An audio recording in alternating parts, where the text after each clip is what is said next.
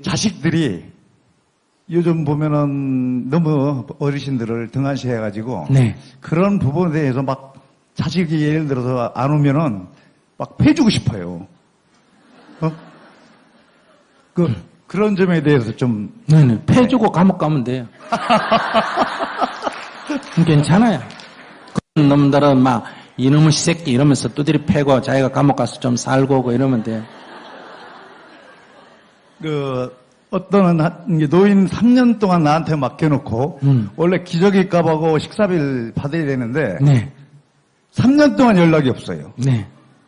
그럼 제가 운영하는 입장에서는 적자죠. 네. 그런 실정입니다. 네. 연락을 해도 안 되고 3년 동안 연락이 안 와요. 자식이. 쫓아가서 패줄까요? 패고 감옥 가면 된다니까. 폭행죄로 감옥 가면 돼요. 그건 자유예요. 스님은 이래라 저래라 얘기 안 하고 패는 건 당신 자유고 감옥 가는 거는 과보다 이거예요. 그거 때리고 감옥 가서 있는 게 좋아요? 아니요. 그러면 패고 싶어도 안 때려야지 뭐.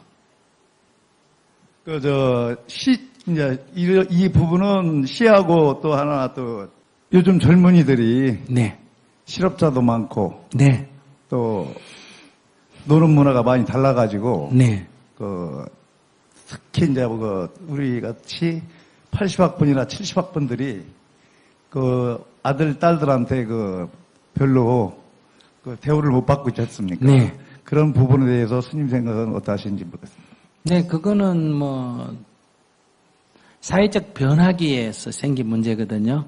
지금 5, 60대 되시는 분은 그 전 문화를 계승했기 때문에 부모는 모셔야 되고, 그러면 자기 자식은 지금 30대, 40대이기 때문에, 30대이기 때문에 이 문화는 자식이 부모를 모시지 않는 문화예요. 다시 말하면 지금 50대, 60대 되는 분은 시집을 가면 시어머니를 깍듯이 모셔야 되는 문화고, 자기는 며느리를부터 봉양을 받을 수가 없는 문화, 이 중간에 끼인 세대예요. 그러니까 친구들을 만나도 질문자 같은 경우는 선배를 깍듯이 한 학년이 높아도 한 살이 많아도 선배님, 형님 이래야 되고, 자기 밑에는 자기를 그냥 10살 어린애가 자기를 막 깔아뭉개고 막 먹고, 이런 거를 경험하고 살 수밖에 없는 시대에 우리가 살고 있는 거예요. 이 시대의 변환기이기 때문에. 그래서 나쁘게 말하면 나는 부모를 봉양하고 나는 봉양을 못 받았다. 나는 선배한테 깍듯이 하고 후배한테 대우를 못 받았다. 이렇게 말할 수 있는 나쁜 점이라고 할 수 있지만, 좋은 점은 나는 선배를 깍듯이 하는 문화도 경험했고, 선후배가 없이 평등한 문화도 경험했고, 나는 부모를 모시는 문화도 경험했고, 나는 부모와 자식이 모시는지 않는 문화도 경험했기 때문에 나는 이 세상에서 내 선배들 위에는 한 문화밖에 경험 못하고 모시는 문화밖에 경험 못하고, 앞으로 내 후배들은 안 모시는 문화밖에 경험 못했는데 나는 모시는 문화도 안 모시는 문화도 두 개 다 경험했으니 나야말로 복이다. 이렇게 생각할 수도 있는 거예요. 나는 주로 후자 쪽으로 생각하는 사람이에요. 나는 내가 이 시대에 태어난 게 너무너무 감사하게 생각합니다. 제가 어릴 때는 여기 있는 젊은 사람들은 잘 모를 거예요.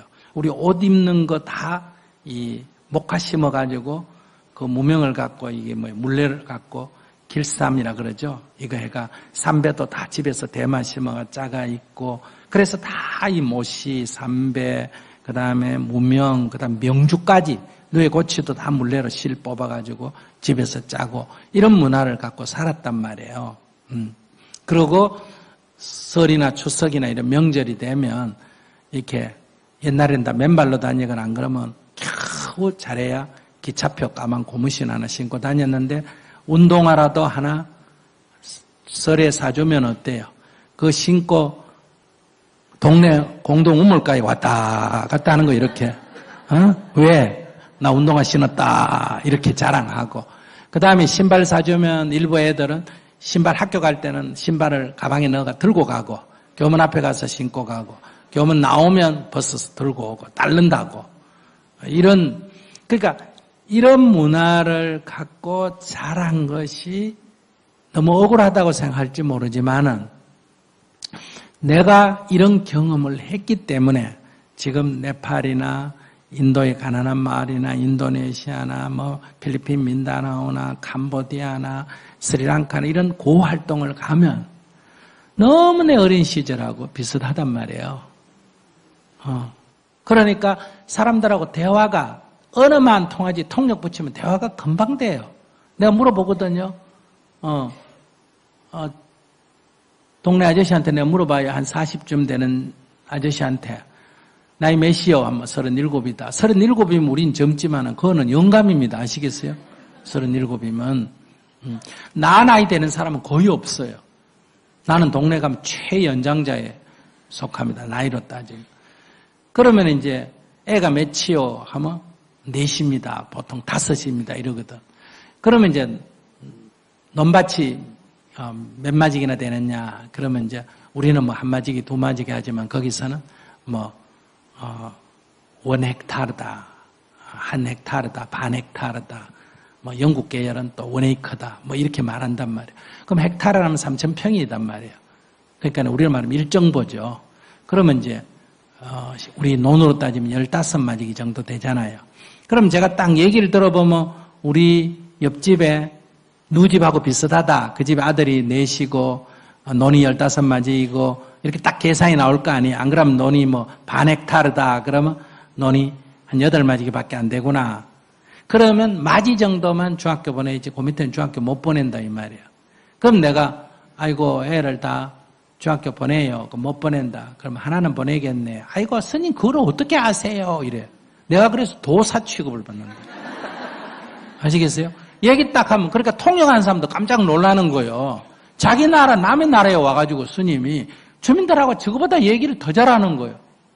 얘기하면서 그러면 이제 집에 딱 가보면 그럴 때 할 때는 주로 여성들이 이제 이렇게 막 경제가 좋아질 때 우리 70년대 새마을 운동할 때 있잖아요. 이럴 때 우리가 뭐 많이 했어요? 지붕계랑 많이 하고 그 다음에 한 게 뭔지 알아요? 부엌계랑 한 거 알아요? 부엌계랑 한 거. 그럼 내가 집에 가서 이렇게 둘러보고 아이고 이 부엌 살림하기 힘들겠다.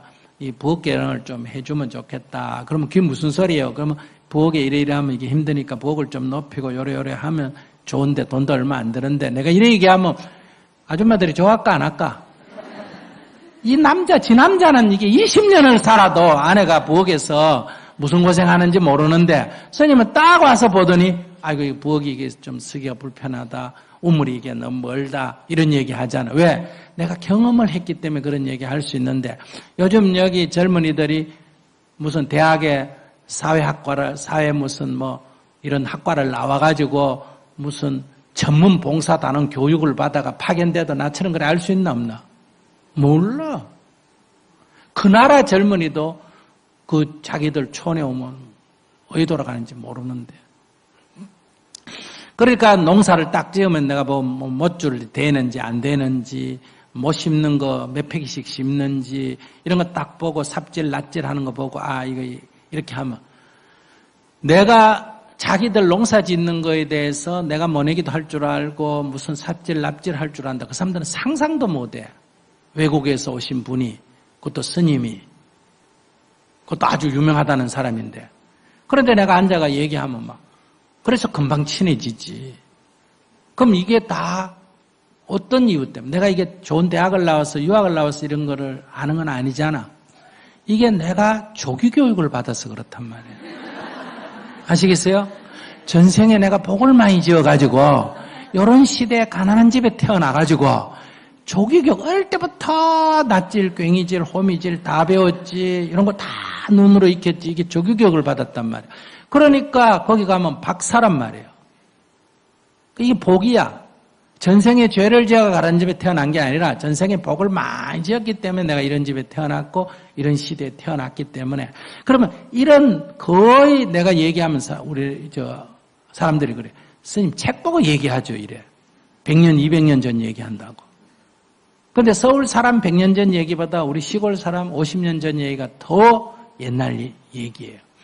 그런데 스님이 지금 또 사는 건 어때요?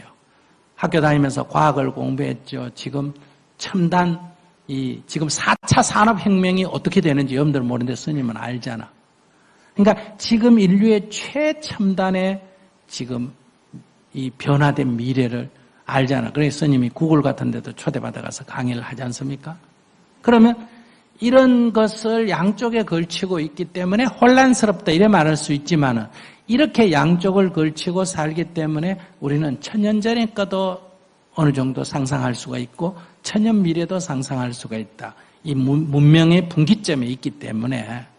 그런데 뭐 그거 노인 좀 부모님 좀 돌보는 거 그거 자식한테는 봉양 못 받고 부모님한테 봉양하는 거 그거 이해 따져가지고 나는 불행한 시대다 이렇게 생각한다면 뭐 불행한 시대에 사는 거고 나는 과거도 경험하고 미래도 경험하고 양세대를 경험한다 이렇게 생각하면 아주 복받은 세대다 이렇게도 볼 수가 있는 거예요. 그러니까 내가 시어머니를 모셔보니까 힘드는 걸 알았으니까 나는 며느리를 시어머니 모시라는 걸 절대로 하지 말고 아들이 오히려 며느리 되고 집에 온다 해도 오지 마라 그러고 나도 가능한 며느리 집에 오라 그래도 안 가고 싹싹 빌어야 한 번씩 가주고 아시겠어요? 이렇게 해주면 그리고 또 나는 딸이라고 천대를 받았기 때문에 나는 자식의 딸을 절대로 차별하지 않는다. 이래야 문명이 변화하는데 내가 오빠들하고 사이에서 딸이라고 재산 상속이나 학교 교육이나 천대를 받아놓고 지도 또 애 낳으면 어때요? 또 아들만 챙기고 뭐 이해는 됩니다. 늙은 영감보다는 젊은 남자가 나으니까 뭐 충분히 심정적으로는 이해가 되지만은 그러나 우리가 이 욕구에 끌려가면 안 된다. 그걸 극복을 해야 훌륭한 사람이 되는 건데 그러니까 그거를 미워하거나 그러면 안 돼요. 그러니까 원리적으로 부모가 어린 자식을 돌보는 것은 부모의 의무고 지금 그걸 안 돌보고 팽개치고 버려놓고 직장 가고 이거는 잘못된 거예요. 아무리 세대라 하더라도 이거는 자연동물계도 안 하는 거기 때문에. 그래서 그걸 보완하려면 애를 낳으면 3년은 유급휴가를 줘야 된다. 이런 사회적인 제도 보완을 해줘야 되겠죠. 한 여인에게만 그걸 너무 책임을 지우는 건 무거우니까. 그 다음에 젊은 자식이 그러니까 늙은 부모를 봉양한다. 이거는 생태계에는 없습니다. 인간들만 있는 건데 이거는 생태계에 없다는 거는 좋은 일이긴 하지만 이거 안 한다고 나쁜 건 아니에요. 그런데 얼마나 우리나라 젊은 사람들이 이게 부모의 그 억눌림, 부모의 무거운 짐을 지고 사는지 몰라요. 그러니까 여기 있는 부모 세대는 자식을 20살 넘었는데도 자식 결혼, 자식 취직, 자식 살림내는까지 생각해가 50, 60, 70, 80대도 자식 걱정한다고 자식의 무거운 짐을 지고 있고 자식은 거꾸로 20살이 넘었는데도 부모의 잔소리 듣고 부모님을 어떻게 해야 된다 이래가지고 부부 갈등이 얼마나 많아요. 요즘 젊은 여자들이 받은 교육이 세태가 시부모 모시고 살 사람은 없어요. 그러니까 연세 드신 분들은 절대로 와서 봉양하겠다 하지 말고 그냥 우리 아들하고 살아주는 것만 해도 고맙다.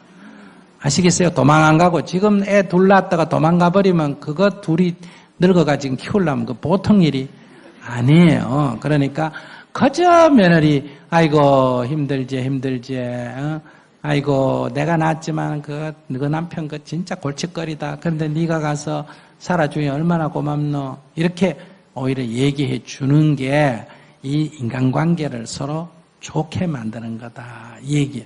그러니까 자꾸 그 부모를 찾아와야 된다. 안 돌본다. 이렇게 생각하면 안 돼요. 자기부터 그렇게 생각하면 안 돼. 자기가 노인을 돌보는 건 선행에 들어갑니다. 자기가 돌보면 돌보는 거지 안 돌보는 누구를 욕할 필요는 없다. 그러니까 자기가 돌볼 만큼만 돌보지 그렇게 억지로 돌볼 필요가 없어요. 심리가 엄마 아빠한테 나 어렸을 때 태어날 때 기저귀 갈아주고 똥기저귀를 갈아줬는데 지금은 에 하고 누워있다고 기저귀를 갈아주면서 똥냄새 싫다고 하는 심리는 뭘까요? 그거는 모든 인간이 다 그래. 자기가 안 그렇다면 자기만 약간 이상해. 병원에 가봐야 돼. 아까도 얘기했잖아. 여자가 아기를 낳으면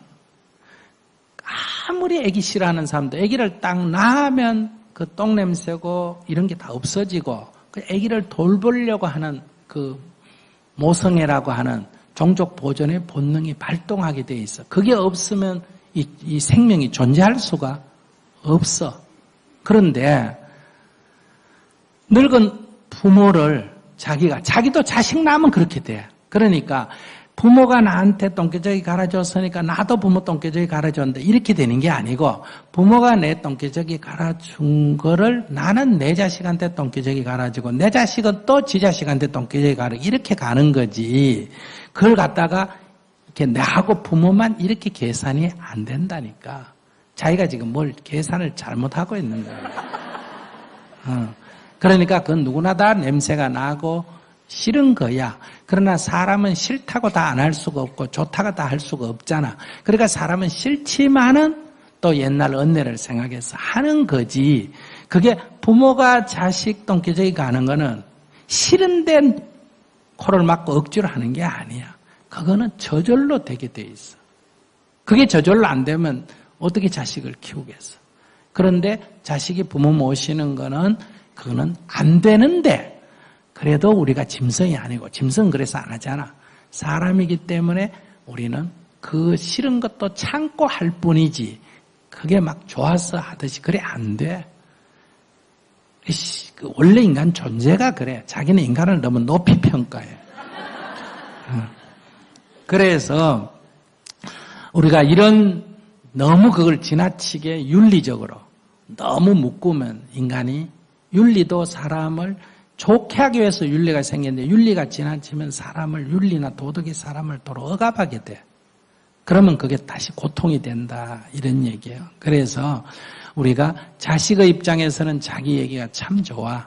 자식의 입장에서는 부모가 나 키워준 은혜를 생각해서 부모를 봉양하면 좋은 일이지. 그러나 그건 권장사항이지 안 한다고 미워하거나 야단칠 사항은 아니다. 내가 말하는 건 그거예요. 우리는 교육을 통해서 그걸 권장할 뿐이지 그건 의무는 아니다는 거. 그러나 부모가 자식을 키우는 거는 의무사항에 들어간다. 땡큐 감사합니다. 네. 저번 말씀하는 건 충분히 이해는 하셨죠? 예, 우리가 자식된 도리로 부모를 아끼고 사랑하고 봉양하는 건 좋은 일이에요. 그러나 부모가 아까 나한테 상속을 안 해줬다, 나한테 어릴 때 사랑을 안 해줬다 해서 부모를 미워하는 건 자식된 도리가 아니다. 저는 미워하지 말라고 했지 사랑하라고 얘기하는 건 아니에요. 그는 사랑하는 거는 권장사항이에요.